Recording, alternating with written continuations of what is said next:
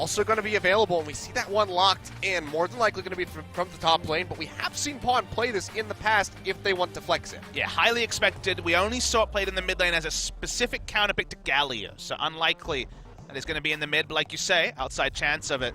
Top lane Gangplank is seen as the strongest top laner, even above someone like Auron. Auron, you notice, is available and can be laned into the Gangplank, but it is a free lane for Gangplank. A lot of farm coming through. This duo wasn't actually put together in recent history. This feels like one of the strongest duo lanes of Kog'Maw and the Tahm Kench, which was first picked in LPL very consistently. So a lot of power for the Afrika Freaks. You have a lot of options into Gangplank. Vladimir is seen as the hardest counter, but making a top lane Vladimir comp work is actually not a trivial thing. We saw Kingzone, admittedly with Rascal on the Vladimir, struggle to do so. The Nara is more of the conventional good laning matchup into the Gangplank, and that's the preferred one for Afrika. So we'll just see that one taken away. First piece of the bot lane puzzle here for KT Rolster is that Braum comes through from Mata. Braum is really rising in terms of the tank supports as well. No tank supports were banned. Notice that Alistar, which in a lot of other regions I think will be first pick status, has been left out, and Braum and Tahm Kench both preferred to the alley. So Braum saw Core JJ have excellent performance on it. Very good against Auron, but unlikely to see Auron in this game, given the Gnar and Tahm Kench already selected on the blue side. So we'll keep following the bans. When we saw Kha'Zix picked, and Kha'Zix I think is in fact the tier 1 jungler. The S tier jungler I would say is Kha'Zix. Rengar is one of the best skill matchups into it. Both Spirit and Score have played Rengar in the past. I'd say Spirit more prominently. Spirit will have that Rengar banned. There we go. Zoe is not seen as a first round champion. I'll try and explore and unpack that a little bit more as the game goes on. I've had a couple of kind of conversations. I don't fully agree with some of the pro player logics here, but it feels like Zoe is not first pick, first ban status in Korea. Still going to be heavily respected though, and that's why we see the ban come through. Yeah, we'll be taken off the board here. So I'm not going to be seeing her at least for game number 1. And the Nidalee, despite not having the most success yesterday, will still be taken off the board. Just trying to get rid of those really aggressive junglers here. Take those away from Spirit. So the Camille, Rengar, and Nidalee now all off the table. A lot of high damage top lane and jungle combinations in the current meta because initiation tank support is what happens there. So Alistar largely going to have to shoulder that. So given that initiation's going to be moved away from top side, you see a lot more carries. And Varuspan, cool new icon comes through. It's another deft favorite. Still going to be the Tristana left open. That's kind of the remaining hyper carry there, but Vayne. I asked you about this at the beginning of the broadcast. I said, do you think we're going to see the Vayne coming through? But looks like it might have been just a bit of a tease there by Deft. Now the long hover over the Caitlyn, but actually it's going to flip over to the Tristana instead in the end. Yeah, Tristana is kind of the hyper carry that makes the most sense here. Has more of the late game scaling than the Caitlyn. Vayne in Korea, speaking to Korean AD carries, I don't think it's viable. We saw one game in the LPL from Abel, previously Zanki Susu, the player that Faker accused of scripting on Twitch way back when. It didn't work out there. Very weak laning phase, and laning phase strength is so important in this meta because of how fast turrets are pushed down. They're just going to go with the Tristana, waiting for Afrika to round out their composition. When it comes to power picks, they have plenty on the side of Afrika. We're seeing one of the strongest Kog'Maw focus draws so far, but Keen usually isn't the sort of player to play a secondary tank. So the top lane pick is going to be the Gnar, kind of a pseudo tank in that way, and we're just waiting for the jungle pick left to last here by Afrika. All right, there we go. So Zach and Azir are going to round out that Afrika roster.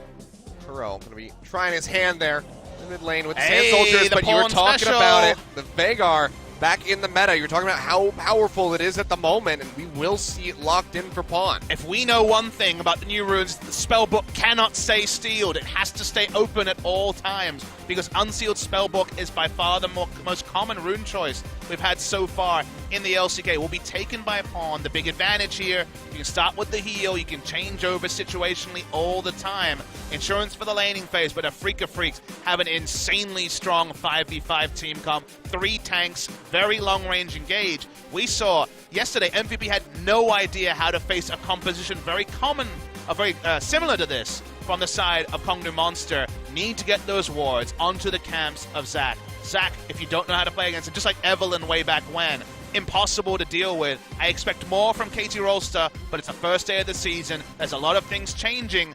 Carry matchup in the top side. A lot to be hyped about here, Achilles. All right, well, interesting Champion selections here across the board, but the Vega really kind of seals the deal for me here. Want to see how Pawn is going to excel with that one. Up against Kuro, a player who has always kind of been like an afterthought because he was always defeated by Faker, but in the 2017 season rather, he really started showing up, being aggressive and commanding his own lane. You could tell he was a bit shook by all the comments that, oh, worst play on the Rocks Tigers, got carried by his team. Freaka Freaks Kuro did a lot of great play, was joint MVP of summer season. Yeah. Well, let's see if he can start that off again here. Day one at OGN of the LCK. Afrika versus KT Rolster finally ready to get into game one. So let's go ahead and do just that.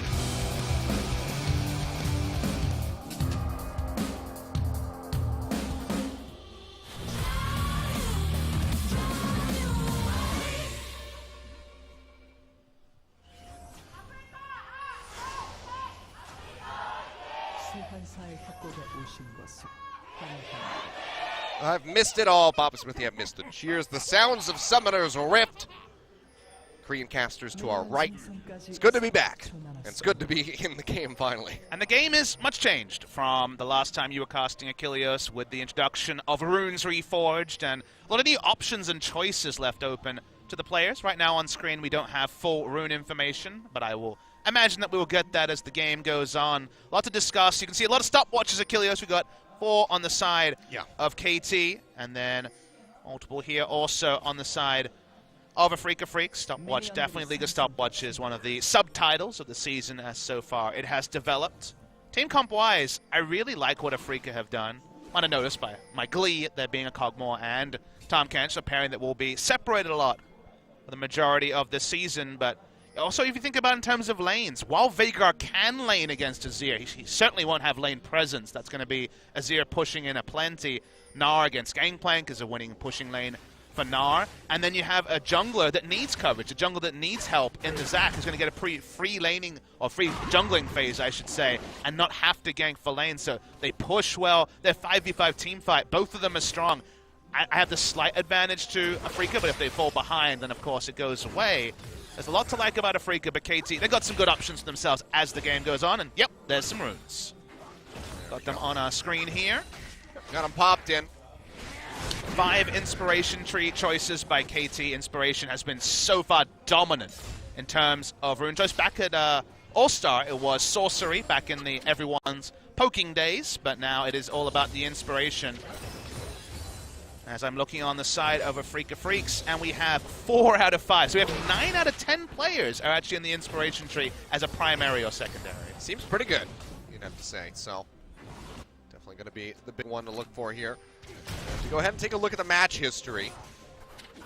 Not great reading definitely for the side of Afrika. They win one game, as they often do, but from there they were taken down by KT. That was some of them. That was Afrika win the first game. Sometimes it was Afrika win the second game, but never actually to win a set. Always the game 3, though. That was the big thing for Afrika. Their 2-0s almost never came through. And their game 1s also were the fearsome thing, where they had 3 perfect games in game 1s of a series. They were certainly our best game 1 team in all of the LCK. One small thing kind of fall apart from there. Small thing we should mention was the fake leash at level 1 by Kramer and Tucson. They were spotted auto-attacking onto the red buff, but we knew that Zac was on a blue side start. Not common because Zac doesn't need the blue buff for clear, but trying to shield the Zac. If you can get Zac through the early levels, previous to level 4, he has to use his gap closer to clear, so he's very easy to invade because his E is almost always on cooldown if you catch him clearing a camp. Any sort of safety you can provide for your Zac is a very incentivized thing for the side of Afrika Freaks. Well, doing their best at the moment. Haven't really seen any invasions come in through from that side. Score just working his way through the jungle. I guess we can talk. Gets his first items to get picked up here, but Spirit now roaming over will get a ward into the brush. So let's talk about runes and the effect that the game has had. I mentioned already hyper carry tank support. Bot lane meta. Well, guess what? Everyone's got a relic shield. Before it was the AD carries and sometimes supports. Now everyone's got one, and everyone is sharing gold. Big incentivizer is the overshield that you get for the AD carry, but also because overheal has become a core rune, and actually it's between Deft and Kramer looking through pro builds and some of the other solo queue trackers for who the first person was. When it was the relic shield start, that was Kramer last year, but bringing it back into the Runes Reforged meta was one of Kramer or Deft going for the overheal plus the shield that comes through from the quest on the Targon's Brace. That means that you just have so much overhealing, and you think, okay, where did the Jhin meta go? Where did the poke meta go? The Misfortune support? Well, guess what? When people have 2 maximum HP shields, and they have so much sustain through runes, they get through the laning phase with fleet footwork as well, and they don't get poked down, Achilles. So that's why tank supports and hyper carries are preferred to what we saw at All-Star. Speaking of poke down here, can get a bit of damage there onto Smeb. Scores waiting in the wings, and now Spirit getting ready to leap in. Elastic slingshot drawn back, but he's going to go ahead. Think better of it. Doesn't want to leap in. Hasn't seen any of Score at all on the map. So go ahead and decide to play that one safe. So it seems like he'll be okay to keep farming there in the top lane with that Gnar. Nearly has a level 6. We'll see that first back there for Smeb to come through. Jump in as the Zac and the counter gank comes through from the Kha'Zix. Would have been pretty severe penalty, so now it's just going to be more clearing. That's the Gillette sponsorship in the bottom right. That's new also. The best a man can get. I'm not going to sing the song. Sell out. Someone had to say it. I mean, you know, I do happen to own one. One of the one on the right, actually. There you go. What's your review for it, Achilles? You know, it shaves my face. All right. 10 out of 10. So, you know, as Would far shave as again. as far as performing its function, it does a pretty good job. So I will say that I'm quite happy with it. I feel like the reliability to kind of follow that train of thought is on a Freaker's comp. I think in the late game it's very strong. Okay, it's immigration. They're going to go ahead and push him straight back. Smeb taking quite a bit of damage. Misses the wallop. Nice sidestep from Smeb. Keeps himself safe. Keeps that flash up. Has to start chugging away that potion, however. I want to mention in this featured matchup that OGN highlighted of these 2 top lane carries, Keen is on the side of the coin that he's most known for. He's known for picking lane dominance. He's known for counter-picking his opponent. He has the counter-pick here in Game 1. This matchup will tell us a bit. He has lane supremacy, but this is the way he usually plays and certainly would play in solo queue. I'm excited for when we see the flip side of the coin, if we do see Smeb with the counter-pick, how Keen can do kind of on the more farm side of the coin. Not many players have the mindset of both a top lane carry and a top lane tank. I would say that Smeb straddles the line better than any other player I can remember. So to see him here... More so than Cuvée. More so, yes. I'd say it's probably really close. I mean, I'm not saying he's better than Cuvée. I'm saying when it comes to actually being able to play both styles, I'd say Cuvé's kind of 35% carry, 65% tank, whereas Smeb is more around the 50-50. Can play both just as good. That's fair. Just getting your insight. That's sure. I mean, you're also looking for those clickbait titles, like Papa Smithy thinks SKT is garbage, which I did not say. He said that they're not going to be in the top 4. I said that they're closer to 3 or 4 than 1 or 2 than they've ever been before. Turns out when you translate something into a language and then back into the previous language, things get blurred a little bit. There's going to be an awkward clip of this commentary, isn't there, Achilles? Probably. They're not going to take the explanation. It's just going to be that initial part. I mean, if you cast 5 days a week, I'm sure some creative things can be made of your commentary. That's something I'm going to have to embrace this year, is so far the farming phase, what we can embrace. Asked a lot of questions about what people were looking for, because like we've established some of the 2018 meta trends. I feel like there's something that's not talked about is that some runes have made certain champions a lot stronger than they were previously without direct balance changes. Like Veigar, for example, had this struggle where whatever summoner spells he took, there was a way to abuse them. If he took heal, well, you just teleport around and Veigar's kind of slowly waddling bot lane. If he took teleport, very gankable. Unsealed Spellbook makes certain champions, top lane carries that can take Ignite, like Kennen and Vlad, for example, but also Veigar, so much stronger because you can start picking for lane. You start with heal and no gimmick level 2 gank is likely to kill you, and then you can have the appropriate summoner for the situation, teleport or ghost, as the game goes on. And that's so much extra power that balance numbers and damage numbers, and it's going to be a kill. Quite a bit of damage coming through. The Let's Bounce will come out, pushes him a bit closer there to Kuro. We're knocked down to half HP, but he's going to be all right. Pawn not able to react in time. So no kills going to come through, not even a pop on that passive. Spirit going to be fine. We'll just go ahead and hand off this blue buff. Yeah, but just to finish the point, it's the sort of thing that just a rune change changed the balance level of a champion pretty significantly, because now they can straddle the line. They didn't need more damage or any change to abilities. It's purely having options that means that Vlad takes Ignite and suddenly he's turret diving, or he's got the Ignite on someone turret diving him and can turn around again, but also can be a teamfight terror. So the Ignite top lane meta never went away in solo queue, but now it actually comes out in competitive play because you have the flexibility of going for the appropriate summoner for the situation. This map's still not having the easiest of times here. Counter pick there for Kane doing some wonders as he finds himself 20 CS up at the moment here at the 9.5-minute mark. Went for the Ninja Tabi to start things off, so not going to be seeing any of the lane domination items yet in the Frozen Mallet, the Black Cleaver.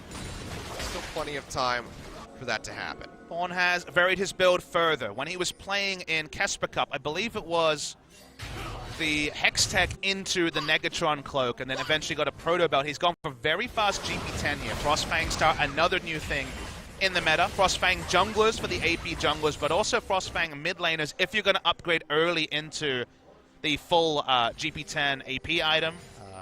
Frost Queen's Claim, then you can go for it. You no longer have the penalty that where killing minions doesn't allow you to pick up the stacks if you finish the full item. So he's going to still pick up the early magic resist, the early Negatron. Going to go for the GP10 just to be cashed up early. Does mean also, though, Kilios, if he's going for GP10, he's going for scaling. So it's more and more of an invitation for someone like Kuro to push up. But if you just let the Veigar have a farm phase and don't take turrets, don't make proactive plays around the map, you're giving Veigar a free lane, which 40-minute Veigar is very common to anyone who's played League of Legends, how powerful that can be. He starts coming through, so still going to be pretty low as far as this game is concerned. No real action coming through outside of score, finding Spirit for that brief moment. Just taking this one nice and slowly, and I'm sure Kuro and Pawn are both relatively happy with that. The scaling on both sides is quite crazy. But there's one little wrinkle we haven't discussed. Kuro is playing the champion. Hold the point. Hold that one, yeah. The elastic slingshot coming through there from Spirit, but he's not going to be able to get the grabs. It seems like Mata and Deft will be able to back off. So go ahead, continue on about your wrinkle. Kuro is playing Azir, the champion he is most famous on failing on multiple times. Master Yi mid, dunking his Azir, so many different champions. That's true. That was the Master Yi, wasn't it? In his 1,000 kills video, they actually, OGN cheekily asked him about the fact that he could never actually master the Azir. So that's kind of a sub-story here, is that, you know, everyone has to play Azir. Azir is right at the top of the mid lane power ranking, but Kuro has had those significant problems in the past on his mastery of this particular champion.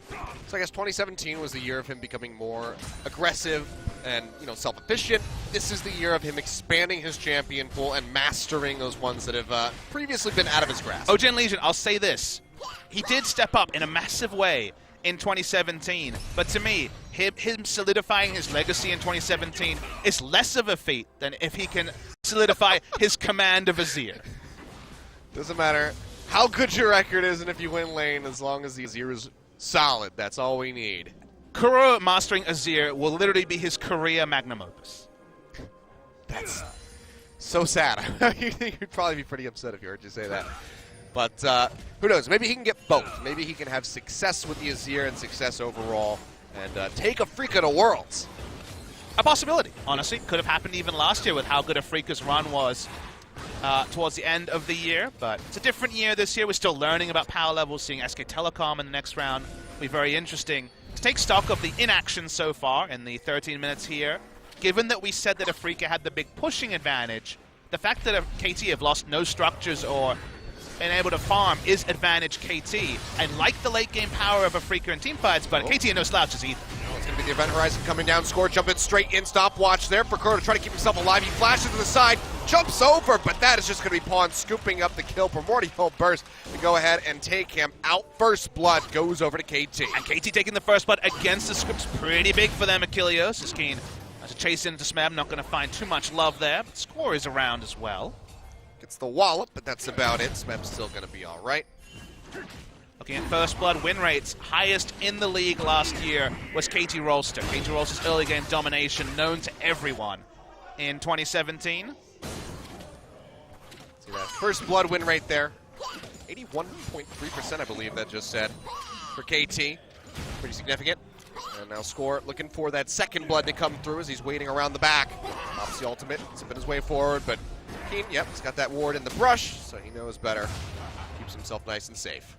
Now the fun thing to track would be that all Afrika's pushing lanes won them was uninterrupted jungling for Zac. They will have Zac free farmed as back in the mid lane. Burrow yet again getting jumped on. He's got the long dash to take himself out to safety this time around. No R available for Pawn, so can't just press that to win. Will it be enough for them to have a powerful front line? Freaka haven't taken on the early game as expected, much the same way as Vladimir and Kingzone yesterday, as we see more trading bot side. Going aggressive, they'll get the stun there on the Tucson, but still a pretty tanky Tom Kench getting those heals back from the Relic Shield charges, so he is going to be quite all right as things turns out. And didn't really get much damage in onto Kramer either.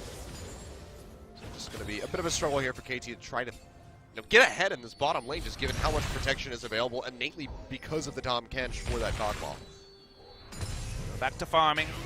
On now with enough AP to start actually pushing in the face of Azir's pretty big shift in the way that the bot lane meta works. So the mid lane meta works, I should say. No visits to the first Drake. Going to be a very late first Drake take here as the blue buff gets passed over for the second time this game. Freaka finally starting to at least cement their defensive vision, but offensive vision for Zach and Co. has been kind of eluding them so far.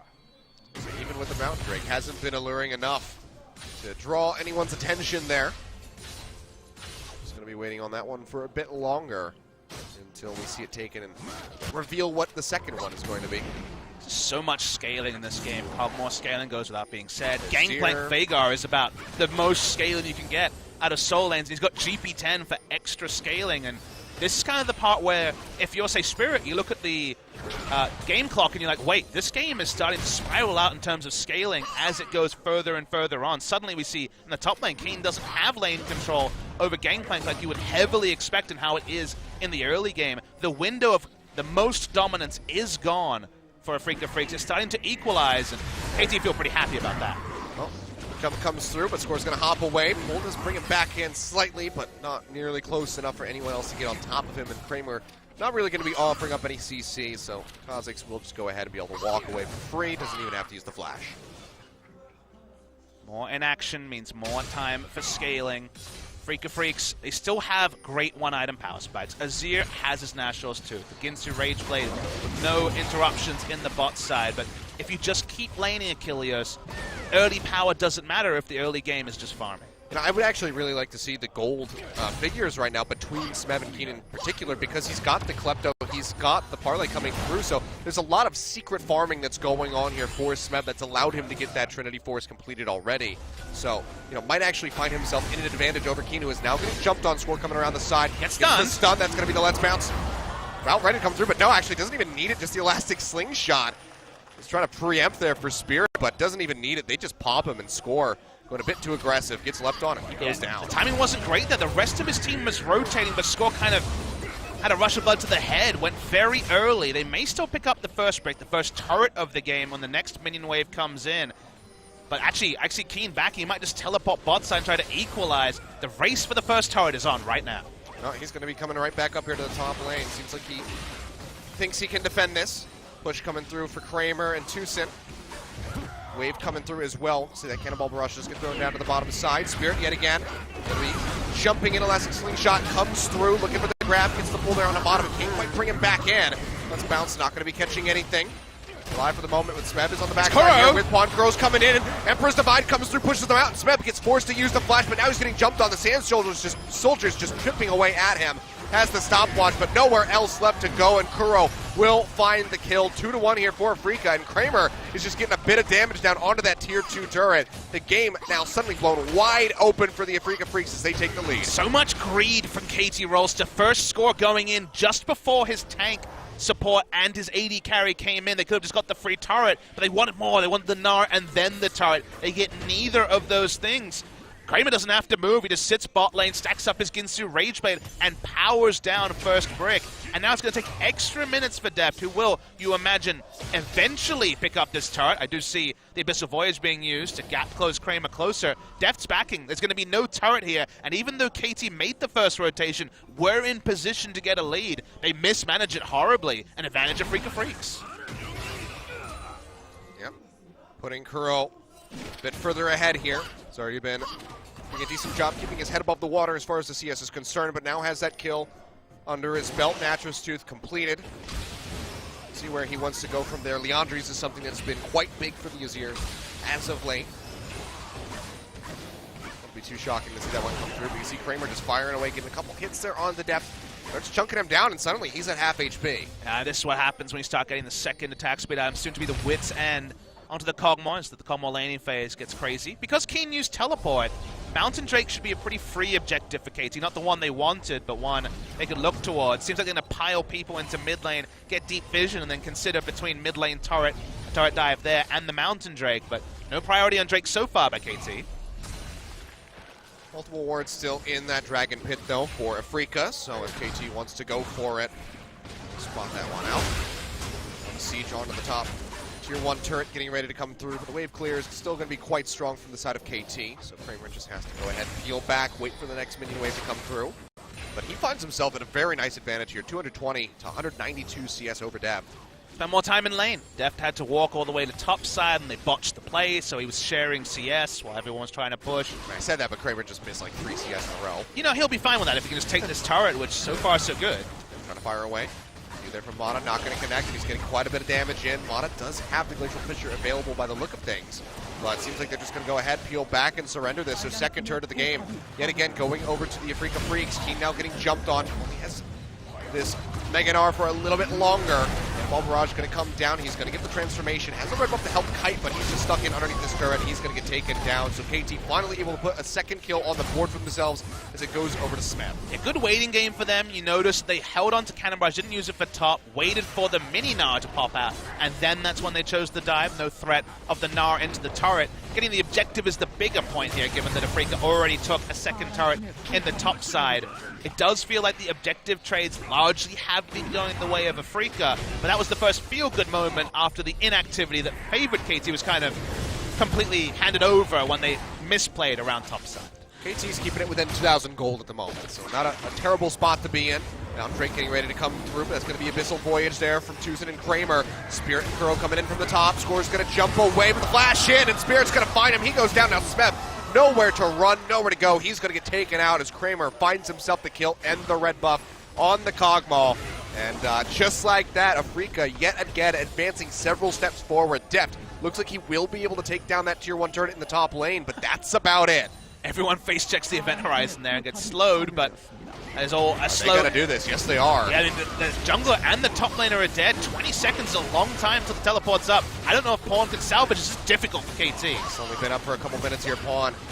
Can he get the magic W? Throws it in. Not going to be able to connect, and that's going to be the Baron going over 22 minutes to the Afrika Freaks, who are now starting to run away with this game. I was just singing KT praises, keeping things close, and just like that, it has all unraveled. I mean, this early in the season, when it comes to scale, when it comes to team comp, there's so many things to consider. Because the control ward was down, Kramer and Tucson made the educated opinion that it was going to be them on Drake. This was great play by Spirit in particular. Got the first Q and then flashed into the second. Kuro confirming the second kill as well. And we wondered, would it be enough for Afrika against double scaling solo lanes to just have Zac get his levels for free? Plays like that, the power of Zac, if we don't see deep wards from KT. We saw it yesterday from Raze, we're seeing it today from Spirit, disrespecting the immense initiation of Zac at your own peril. Well, now, just a shift over here into the mid lane for the Afrika Freak spot lane. Kramer and Tucson posturing up, looking to knock down that final tier 1 turret when they can. They have these Baron-empowered minions, and just given the items that Deft has at the moment, it will take them a little bit to try to bust through these Baron-empowered minions. Still, it's going to take that much longer. 2 items completed for him with the Infinity Edge and the Static Shiv. Has another Zeal waiting in the inventory. It just doesn't have that hard-hitting power that you want to see from a Tristana at the moment. Still coming together, like you say, the double seal items completion is when things start to ratchet another level, but enough armor onto Spirit, Keen, and Tucson, there won't be that much to talk about. Even in that regard, till the last Whisper is complete, so a lot of items, expensive build, and look at the gold lead here. It's actually 1,400 gold lead for Kramer, largely through objectives and also some kills. Speaking of objectives, mid lane turret. Yep, turret gonna go ahead and get knocked down. Don't even need the room to help them take that one out. Just get chunked out. That's 3 turrets now over to the side of Afrika, who just continue to press the advantage. They still have Baron buff for a considerable amount of time. It's about halfway expired at the moment. Working their way in towards those tier 2 turrets will be a bit more difficult. They already have the bottom side weakened up, but if they can find themselves into that position, that's going to be a little bit challenging to set up for themselves, so might just have to be happy with breaking all of the outer turrets. I mean, it's a start, right? They can start cementing their vision. Their defensive vision can now be at the river, and they can start pushing vision further. Anywhere they can have multiple control wards around an objective like Baron, and Zach can load up and go in at the time of his choosing without being seen. Things look good this side of Freak of Freaks. And the crazy thing for KT fans is they were honestly, with their scaling, in a great spot until Score got too excited, wanted to go for a turret dive before his team was ready. You think about the setup around top lane outer turret. 4 of them show up, they cannon barrage the minion wave down bot, you get the first turret, you get another nice little lead. They got too excited diving in, and then from there, the cascading effect has been the past 6-7 minutes of the game, where Freaka has had full control. A little bit left on that Baron here at the moment. Freaka doesn't seem like they're going to be able to get anything else done, but as I say that, the push is coming through into that mid lane. Kramer just trying to get in range of the turret. You can always poke a little bit because Tom Kent is just chilling next to him. For now, no turret damage done, but Kuro's having a fun time at top side. Yeah, has another wave coming through. Baron about 15 seconds left thanks to that new Observer overlay we have. That's new. 2018 that one ready to go. So not too much longer, which means that we'll likely be seeing Kuro backing out of this top lane. As you see the roam there from Mata just hovering in the jungle, seeing if he needs to go forward. Commit to trying to take out Kuro. For now, this gives a slight reprieve to Kramer, who moves forward. Gets a bit of damage down onto that turret, takes it to about 66% HP. Missile Voyage coming through. Now looking for Smeb down to the bottom lane. Gonna go ahead, flash forward. Cannonball Barrage comes through. Smeb tries to keep himself alive. Seems like he'll be able to do just that. So, Yomusko's played Flash enough to keep him safe. But I'll credit KT Rolls to wear this. They do have good defensive vision as much as they can, given they are getting pushed in 3 lanes. For now, it's not easy for Spirit to say, camp the red side jungle and find a big initiation. So even though, like we said in Pick Ban, there is big pushing advantage, pressure advantages if a Freaka can split the map. They can't do so 100% safely because the vision control from KT with Mata on the squad, never something you can undersell, has stopped a Freaka from getting those extra 2 auto attacks in every scenario, which often add up to turrets rolling earlier than expected. Well, for now, everything's going to slow down for a little bit. The Baron buff's gone. 4-2 at the moment here as the Freak of Freaks maintain their lead. 4.3 thousand gold up with that Mountain Drake as well. Infernal going to be on the way in the coming minutes. That much more power that they can acquire for themselves unless KT get the vision out in that lower half of the river. 2 shields. Prevent them from taking this. And yeah, Kramer just firing away. And siege mode Cogmaw coming through. Making that turret even lower. Overheal on the Relic Shield means you can take those couple of turret hits. Tom Kench will devour you if necessary, pushing the bot side, trying to recreate what they were doing earlier, but their vision has fallen away, so it's harder for Freak of Freaks to do what they were pulling up very easily 3 minutes ago. It's always a multi-step process to put down those wards, and they time out, and you kind of have to recall and revamp. So KT have been good at defensive vision, not something they really had to do much in 2017, given they were go hard or go home, really, as a approach to the game. They were about their own early game strength. Just focusing here. We're kind of waiting for the next breaking point. Infernal Drake could represent that. Spawning in a minute 30. Baron around the same time. Even the fact there's parity on the spawns can mean cross-map hijinks, but we have to wait and see. Certainly just stacking up there is Pawntord at 55 AP at the moment, I do believe. And I just saw there is Death gets threatened very slightly. About as low AP a build as well. Gilios going for just the Frost Queen's Claim, Void Staff, and Needless Large Rod to represent AP, such as the nature of the passive. They tried this before, Smeb doesn't have Flash this time. Yeah, take 2. Barrage going to come down yet again. Boulder just barely clips him. Meantime, Spirit taking a little bit of damage. Smeb's just going to try to give them the run around here. And he's fast, that's for sure. Way up, yeah. Doesn't know which way to go. Through, and seems like he's going to be okay. Has the welcoming arms of Mata there, ready to scoop him up to keep him safe. Just pushing forward. Now the elastic slingshot over the wall comes through from Spirit, but he's going to miss the grab. Just a little bit of damage there from the explosive satchel. I'll just go ahead and peel back, and it seems like we're just going to have one big old stalemate in the river. The stalemate will only be fleeting, Achilles. 35 seconds to Infernal, 10 seconds to Baron. Sometimes the timers are so important because you see the Yakety Sax style escape from Smeb, and you have to go, wait, what does this mean for vision? What does this mean for the 2 big objectives? And going to be focused on is Still burst damage, even though it's a 0-2 Kha'Zix. Here's one of those objectives. They're setting up for the Baron here, KT, but seems like it's not going to be too serious. Now Recall getting ready to come through there from Smeb. So it's going to be going back to base. Does have the teleport available, so it's like they're just trying to throw down some vision. They have the Scuttle Crab for a little bit more of a, that semi-permanent vision. For now, Kramer is just more than happy to keep soaking up these minion waves here in the mid lane. Just trying to get closer and closer towards that tier 2 turret and finally knock it down. Some of the vision starting to dissipate for KT. Only one ward left in the evolved Sightstone item for Mata, so he'll want to recall soon. But doesn't look like anyone's going to be taking advantage of that just yet. We get back to that kind of question of scaling, which is so difficult to understand. I'd say compositionally I like Afrika, but in terms of individual champions, can't look past Veigar, Gangplank, and to a lesser extent Tristana. Kind of hard to equate Tristana and Cockmore. The extra escape maybe giving Tristana the advantage. Spirit's just trying to be there for wave clear and has to flash awkwardly. Flashes out of that Event Horizon. The Devourer was there from Tucson, but it's kind of a knee-jerk reaction. Throws that one down. Another Event Horizon comes through. Does stun him up. He's going to get popped. Can they finish him out, though? You can see Rika pushing forward. Kramer actually going very far forward, chunking out Smeb, almost takes him down. Does force back the members of KT and keeps them from taking out the Zac. The turret, however, more than likely still going to fall. As you can see them trying to get in range here. Just a couple shots from Death would finish it off, but actually the wave clear from Afrika is quite strong. They get rid of those minions, catch their Horizon in onto Kramer. He'll get devoured, takes him out to safety. Oh, the power of this Event Horizon Achilles, forced to flash, forced to stopwatch, teleport onto the Bloblet just to keep the Zac alive. They're going to lose the turret inevitably as well. That's what I'm saying. Just let the turret go at this rate. You guys are almost getting popped by this Veigar. So just let that one fall. 3-3 as far as the turrets are concerned. Still a lead for Afrika. But yeah, defending something with so little HP, not going to be worth the consistent picks that were just about coming through there from Hawk. Afrika know there's been at least a recall from Braum. They suspect Veigar as well. They're going for the rush on Baron. Certainly there's not going to be 5 members of KT here. Smeb and Score at the moment, the ones coming through. Keen nearly has that Megador ready to go. Chunks out Score already, taking him down to half HP.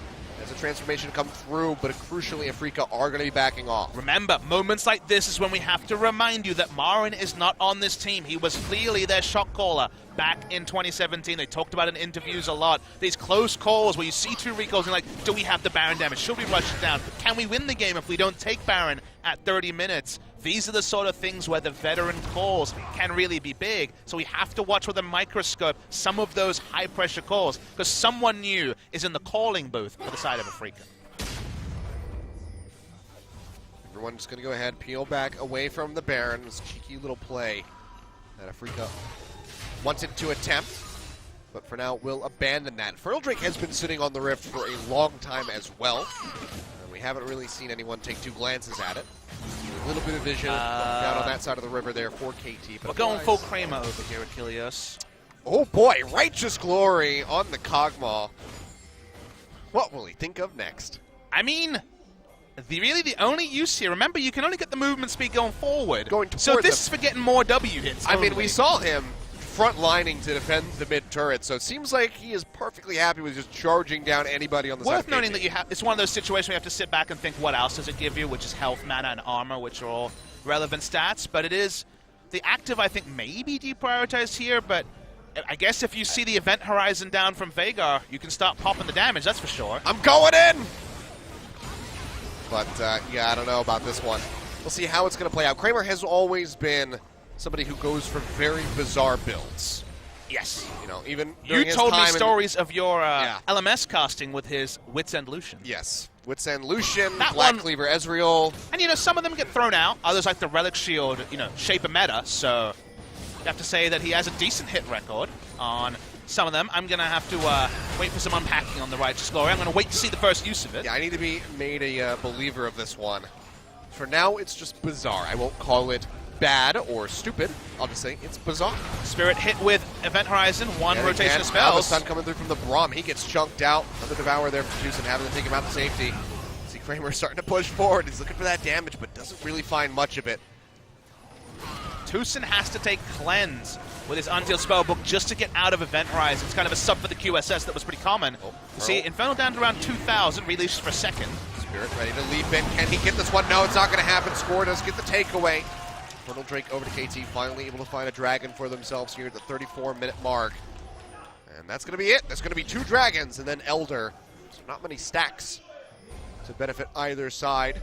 KT know a cleanse is down from Tucson. They know they can fish with the event horizon. Spirit can be one-shot here. Yeah, he's going to go ahead and stun up. Rockstun coming through, and he is just going to vanish Pawn yet again. Hits are fine success. And that's why I had to say it. Even as full tank, full HP Zac, you can be one-shot 35 minutes into the game with this Veigar build. So cleanly taken out. His bloblets were popped earlier. KT going to start looking at the Baron. There is a ward there, importantly, for Afrika. They will not fully fall for this. They are able to be more defensive than if that vision was not present. So coming through there on Akeen. Deft, he is getting obliterated. Kuro looking for the finish. Can't quite find it. Akeen's blocked off by that event horizon. So seems like the Tristana will be safe for now, but with him being taken so low, KT can't even try to make the play for this Baron anymore, even with Spirit dead. Everybody going to have to go their separate ways yet again, just continuing this dance back and forth up and down the river. And I'm sure some people are thinking back to expectations when I was talking about how I loved Afrika's 5v5 comps. Notice that when we're seeing KT get these leads, it's not 5v5 it kills, it's getting vision control, the Martyr special, and then killing one person instantly. That is something that undeniably a late game Veigar comp can do. They are not interested in fighting in areas like you see the ARAM style in the middle of mid lane. They are playing around vision because they know that is their way to actually get single picks, and if you can kill anyone guaranteed 5v4, then those objectives can come through. Yeah. The one that they want, the one that they would love to pop would be Kramer. I mean, even Spirit, right? No Smite is still going to be relevant. Oh, sure. Because it's such a high damage mid and 80 carry, you can't 5v4 against the Baron damage and Azir and Cogmore, so I mean, 2 would be lovely, but that's not as much what Veigar trades in. He's more about singles. Wanting, yeah. Let's just go for 1. This game has been, you know, super delayed. We're about 1 hour delayed to get it started. It's been a very interesting one, very slow start, but now there's so much talk about new runes, new styles, new team comps that on the surface have scaling advantages, but then you start to unpack, and there are ways they can be played. KT from behind, I guess that's a small thing that should be mentioned. KT from behind, looking impressive. KT from behind in 2017, apart from Kesper Cup, in the regular seasons, were kind of woeful from behind. So this is a new dimension to them. They know they're in vision, but they do some damn Baron damage. And they do. Strangler going to come down. Using in over onto the back of the pit. Baron going low. Seems like KT might be the vision. Oh, but no! Spirit jumps in, and he takes it out. The Steelway coming through for Afrika Freaks as they get their second Baron of the game score. Trying to eject himself from the fight. Jumps over the backside of the pit. He will stay alive. Nobody dies on either team, but Spirit from downtown goes straight in and takes it all away. To call it a drive-by would undersell. A flyby from the Zac steals away the Baron. All of KT's good work looking for picks. They thought they had the time for the Baron. That's what Zac can do. We saw it yesterday by Kongdu Monster, and today, just the ability to get into the pit over and above gets them the Baron and resets the game. We're going to see the replay right here. They think, okay, we're fine. Hello, says Spirit, smites away. Unfortunately, Score's smite mechanics have never been his strong point. 1 HP, never forget. And all of a sudden, Afrika Freaks just as strong in the game. 2 H, but yes. And that was with Smeb playing Gangplank. So, seems like Smeb playing Gangplank and Score securing Barons just don't go well together, even if they're on the same squad. But what a sigh of relief for the Afrika Freaks fans here in the audience and watching at home as they net themselves that second Baron. Now can look to go ahead and start pushing in towards these tier 2 turrets and maybe even into the base of KT Rolster as we're nearing on that 40-minute mark. Barrage coming down, Spirit waiting in the wings, keeping Kuro safe. That'll be 1 turret going down. Second one looking like it's going to follow here as Keen is just all alone on that bottom side of the map, and he's already done so much work onto this turret. Worth noting, no QSSs on the side of Afrika. All they have is Cleanse from Tucson and Cleanse from Kuro. It is still a situation where because Tucson has Cleanse, you can kind of walk up and not die instantly to the Veigar. You do have one person who guaranteed will be able to get you out, but there's certainly burst damage from other members as well. As I saw a Righteous Glory, it wasn't that big. Damage just going through there on the depth, trying to keep himself alive, is dancing around. Goes back up to a little over half HP. Another catch coming through onto Spirit, but the follow-up from the rest of the squad isn't there, so they can't isolate that Zac, and even so, I do believe he has the passive up yet again. Kuro in the top side, so much turret damage to the Azir even after W drop damage was deleted. And playing with fire there. Almost got caught by that event horizon, and he would have gotten popped if it happened, but manages to get himself out just in time. Cleanses being up here is so important for Afrika to get those extra turret shots and not have to risk dying. They need Veigar and Vision at all moments. The defensive vision that allowed KT to stay in the game. Last time we were in a similar scenario. Not as relevant here because it is in the base. Keen starts to push up. Azir pushing up the top side. Auto. It's just a full court press coming through from Afrika Freaks, and there's not much that KT can do. Even the pick there coming through on the Spirit. You'll see the Primordial Burst thrown out, but it's not going to be enough to take him down. Pawn needs the backup from the rest of his team, but no one can push forward. No one can go onto Spirit because Kuro will just rip them apart. And the fact that the only target he could acquire was the Zac, who's going to be itemizing heavily into Magic Resist. Feels bad, man. Exactly. Earlier in the game, when you're offensively around the midpoint of the map, yeah, absolutely kill the Zac. In this scenario, he's just a distraction while the people doing the actual structure damage. Afrika will take a deep breath. They'll back away. They'll try to load up again, and it may only be 7 kills, but the seesaw of this game has been cool to track. It really is. I mean, this has just been so tight-knit. That last Baron really, the big divider here that has kind of really set Afrika up to look like they are going to be the squad finishing out this first game. But I'm still not going to put any money on either side because this has been teetering back and forth so much. I want to talk about Kramer for a moment. Sold the Righteous Glory. A lot of people are going to be happy. Won't be in the endgame build. People are going to be like, wait, Righteous Glory? Sure, was that an item bug? He's gone for Bloodthirst, a lot more conventional. To me, Righteous Glory was kind of, he was thinking of Righteous Glory or Frozen Mallet for health, just to deal with some of the Veigar damage.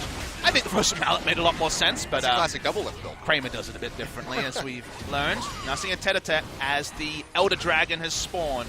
No one really has control around the area. A couple of stray wards, but no more.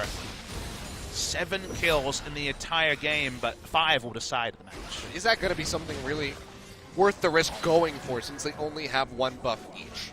The problem is that splitting the map, even though Afrika were doing it really well, if Summoner comes down and you can't make the sort of plays they were playing around, trying to play 3 maps, and full court press can be very quickly taken apart because if 2 people die, they got massive death time as you steamroll down lane and you get at least an inhibitor. So they're trying to fight around objectives, but this is going to be a team fight. Let's bounce thrown down there by Spirit, but he's not going to find anything. Instead, just jumps to the side. In the meantime, Smith getting chunked out by Kuro. He's just firing away with his hand shoulders. He's going to go for it. Massive Emperor's Divine knocks him back. Mana goes down. Pawn caught. Has the Sonya's up, but he's going to get taken out. A double kill going over to Kramer to start off the fight. 3 members dead on the side of KT. Just scored. Smith left alive. For how long they'll be able to keep saying that, I do not know. Keen trying to deal with the GP. Goes low, but the Devourer is there. Spirit leaping in from the sidelines. Tries to take him out, but Smeb does manage to get rid of the Gnar here at the end. But with Kramer showing up, it's just a matter of time. He'll get popped. Score trying to delay the wave. Does manage to clear it out.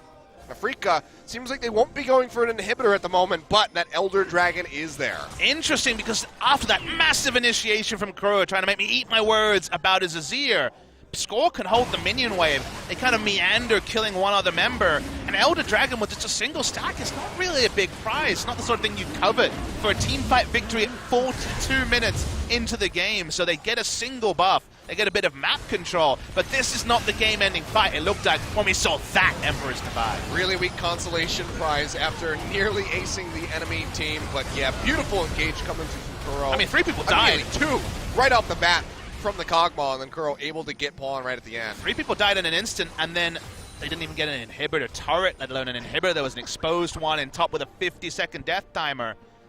I know some people will sit back and wonder if I keep talking about shot calling, but from what I understand, was told that the shot caller here is supposed to be Spirit, new to the role, as the primary shot caller on the team did help out with shot calling on Samsung Blue.